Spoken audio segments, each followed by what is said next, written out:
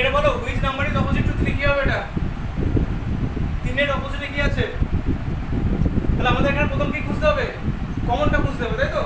তাহলে দেখো প্রথমে আমরা কমন খুঁজতে হলে কি করব? দেখো প্রথমে এই দুটোর সাথে কম্পেয়ার করব, তাই তো? আমরা কি করব? 1 ডিজিট কমন খুঁজবো। 1 ডিজিট কমন খুঁজবো। তাহলে দেখো এখানে কি কি পাচ্ছি আমি? 1 1 পাচ্ছি আর কি পাচ্ছি? 3 3 পাচ্ছি, তাই তো? তাহলে এর মধ্যে 2 ডিজিট কমন পেয়েছি। তাহলে এটা ছেড়ে দাও, আমি 1 ডিজিট কমন দেখি।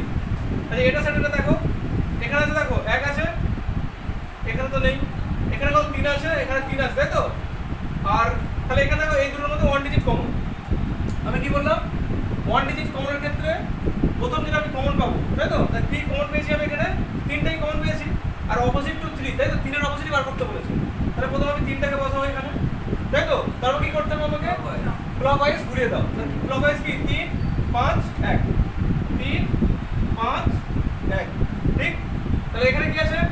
3 2 4, 3 2 4, ঠিক আছে? তাহলে দেখো 5 এর অপোজিটে আমি কি পেয়ে গেলাম?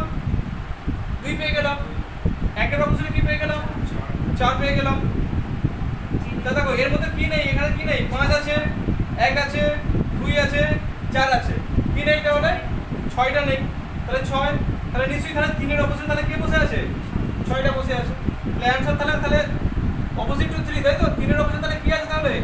6 আছে, তাই তো?